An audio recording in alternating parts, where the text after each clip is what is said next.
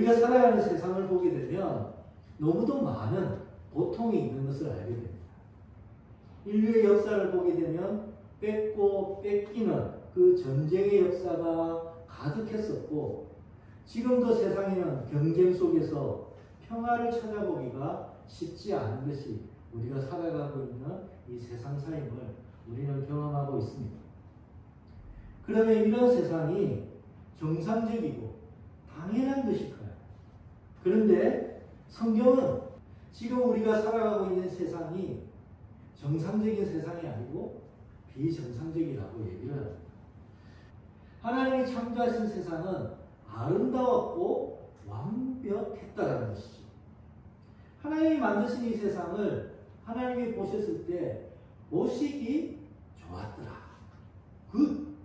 너무 평화로웠고 질서로웠고 또 그 가운데 기쁨과 생명이 가득한 세상이었다는 것입니다. 먼저는 하나님과 사람 간에 그러한 평화와 기쁨이 있었습니다. 사람들은 서로를 존중하고 서로를 위하는 그 사랑의 관계 가운데 있었습니다. 사람은 이 자연을 돌보고 자연은 다시 인간을 풍성하게 해주는 상호 돌봄의 윈윈의 관계 가운데 있었던 것이죠. 그런데 무슨 일이 일어났습니까? 사람이 하나님을 거부하고 하나님과 올바른 관계를 맺기를 싫어하게 되자 이러한 모든 관계들이 다 깨져버렸던 것입니다. 하나님과 사람과의 사랑의 관계가 깨져버렸습니다. 그리고 사람과 사람의 관계도 원망과 미움과 다툼의 관계로 변해버렸던 것이죠. 또 사람은 욕망과 욕심으로 이 자연을 훼손하고 착취했었고, 이로 인하여 이 자연이 인간을 공격하는 파괴적인 관계로 변하게 된 것입니다. 우리가 현재 겪고 있는 이 코로나나 또 기후위기도 다 이로 인한 것일 것입니다. 한마디로 이 세상은 생명이 없는 죽음의 세상으로 변해버린 것이죠. 이제 하나님과 사람 사이에는 죄의 구렁이 있습니다. 죄인이 거룩하신 하나님 앞으로 갈 수 없게 되었고, 그것은 어둠이 빛과 함께 할 수 없는 것과 마찬가지 것입니다. 성경은 모든 사람이 죄를 범하였음에 하나님의 영광에 이르지 못하게 되었다라고 로마서에서 얘기하죠. 하나님은 죄와 공존할 수도 없으시며 죄와 타협할 수도 없는 분이십니다. 결국 사람이 죄 가운데 있는 한 결국 심판받아서 죽을 수밖에 없는 그런 상황이 되어버리는 것이죠. 그러나 하나님은 사람과 이 세상을 사랑하셨습니다. 그래서 하나님은 심판과 죽음 가운데 놓여있는 세상을 구원하시고 새롭게 하시기로 결심하신 것이죠. 하나님 먼저 우리 사람과 먼저 관계를 회복하고 싶으셨습니다. 그래서 하나님과 우리 사람 가운데 죄로 인한 그 구렁이에 다리를 놓아 주시기로 하신 것이죠. 즉 죄의 문제를 해결해 주시기로 하신 것입니다. 그러면 죄가 사해지려면 그만큼의 대가가 지불되어야 되는 것입니다. 이 때문에 하나님은 그의 아들 예수 그리스도를 세상에 보내주셨고, 그 사람의 죄를 대신 심판받아 죽게 하셨던 것입니다. 즉 인간의 죄에 대해서 대가를 예수님이 치르게 하셨고, 예수님이 인간이 받을 그 죄의 대가를 다 지불하시게 하셨다는 것입니다. 그래서 예수님으로 인하여 하나님과 사람 사이에 다리가 놓여지게 된 것입니다. 그렇다면 이렇게 열린 길, 하나님께로 나아갈 수 있는 길을 어떻게 갈 수 있을까요? 첫 번째로는 먼저 우리가 죄인인 것과 우리는 구원이 필요한 자이며 구원자가 필요하다는 것을 인정할 수 있어야만 합니다. 우리가 병들었다는 것, 지금의 삶이 정상적이지 않고 병이 들어서 죽어가고 있다는 것을 먼저 인정할 수 있어야 하는 것이죠. 즉 구원을 필요로 해야만 한다는 것입니다. 그래서 예수님은 그렇게 말씀하시죠. 건강한 자에게는 의사가 쓸데없고 병든 자에게만 쓸데가 있느니라. 나는 의인을 부르러 온 것이 아니라 죄인을 부르러 왔다라고 얘기를 하십니다.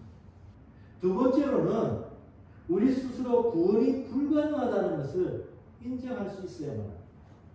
우리의 어떤 노력이나 인간의 어떤 힘으로도 이 병든 상태를 벗어날 수 없다는 것을 인정해야만 한다는 것이죠. 우리 사람의 힘으로 이 죽음의 상태를 해결할 방도가 없다는 것이죠. 피가 부족해서 죽어가는 자가 자기 피를 수혈해서 자기에게 놓는 것과 다를 바가 없다는 것입니다. 우리는 외부의 수혈이 필요하고 구원자가 필요하다고 인정할 수 있어야 한다는 것입니다. 세 번째로는 그 구원자가 바로 세상에 오신 예수 그리스도이심을 믿어야 한다는 것이죠. 하나님의 죄를 알지도 못하신 이를 우리를 대신하여 죄로 삼으신 것은 우리로 하여금 그 안에서 하나님의 의가 되게 하려 하십니다. 우리가 죄 때문에 하나님 앞으로 나아갈 수는 없지만 우리 대신 영벌 가운데 죽으신 예수님을 의지하고 하나님께로 나아간다면 하나님이 예수 그리스도의 의를 우리를 입혀주시고 우리를 받아주신다는 것이죠. 네 번째로는 예수님을 나의 주인으로 모시고 순종해야만 한다는 것입니다. 나의 죄를 위해 대신 죽으신 예수님을 위해서 살아야 한다는 것이죠. 이제 다시 사는 삶은 예수 그리스도를 위해서 사는 삶으로 변화가 되고 그래서 나의 살아가는 이유와 목적이 달라져야만 한다는 것이죠. 그래서 사도 바울이 빌립보서에서 말했듯이 내가 사는 것이 그리스도다. 내가 살아가는 이유와 목적이 그리스도를 위한 것이고 그리스도의 뜻을 위한 것이다라고 내 삶의 고백과 목적이 달라져야만 한다는 것입니다. 예수님을 몰랐을 때는 내 삶에서 예수님은 내 삶의 밖에 계셨습니다. 내 삶의 주인은 나였어요. 나의 욕망과 욕심을 위해서 살아갔던 삶이었던 것이죠. 근데 어느 날 예수님을 알고 예수님을 내 삶에 모셔드렸습니다. 예수님을 몰랐을 때와는 달리 예수님에 대해서 생각하기도 하고 교회 생활도 하기도 했던 것이죠. 그런데 아직 내 삶의 주인은 바로 나인 것입니다. 예수님은 내 삶을 돕기 위한 분 이상이 아닌 것이죠. 예수님은 그저 내 삶의 손님으로 계실 뿐인 것입니다. 그런데 예수님을 정말로 내 삶으로 받아들인다는 것은 예수님이 내 삶의 주인이 되신다는 것이죠. 내 삶의 중심 가운데 예수님을 모셔드리고 예수님의 뜻과 말씀대로 내가 순종하는 삶을 살겠다는 것입니다. 이것이 예수님을 진정으로 받아들인 것이고 예수님을 옳게 믿는 것이라는 것이죠. 이 시간 한번 우리 자신을 돌아볼 수 있는 기회가 되었으면 좋겠습니다. 지금 예수님은 내 삶에 어디에 계시는지 한번 볼 수 있는 기회가 되었으면 좋겠습니다. 우리가 예수 그리스도를 믿고 하나님께로 다시 나아가 하나님과의 관계가 회복된다면 어떤 축복을 누리게 되겠습니까? 첫 번째로는 사망에서 생명으로 옮겨지게 됩니다. 내가 진실로 정실로 너에게 이르노니 내 말을 듣고 또 나를 보내신 이를 믿는 자는 영생을 얻겠고 심판에 이르지 아니하나니 사망에서 생명으로 옮겼느니라. 우리가 예수님처럼 죽을 몸이 부활의 몸을 입는 영원한 보장을 얻게 된 것입니다. 부활의 소망이 주어진 것이죠. 예수께서 죽으시고 부활하셨던 것처럼 우리도 언젠가 주님으로부터 주어질 영원한 몸, 그래서 부활의 몸을 입게 된 그 생명을 얻게 된다는 것입니다. 두 번째로는 하나님의 자녀가 되는 특권을 주십니다. 영접하는 자, 곧 그 이름을 믿는 자에게는 하나님의 자녀가 되는 권세를 주셨습니다. 하나님의 자녀가 된다. 이 세상을 만드신 분, 이 모든 것이 있게 하시고 유지하시는 그 하나님 아버지 위에 자녀가 된다는 것입니다. 하늘 아버지로부터 주어지는 온갖 좋은 것을 누릴 수 있게 된다는 것이죠. 세 번째로는 영원한 나라를 상속받게 됩니다. 이제는 더 나은 본향을 사모하니 곧 하늘에 있는 것이라.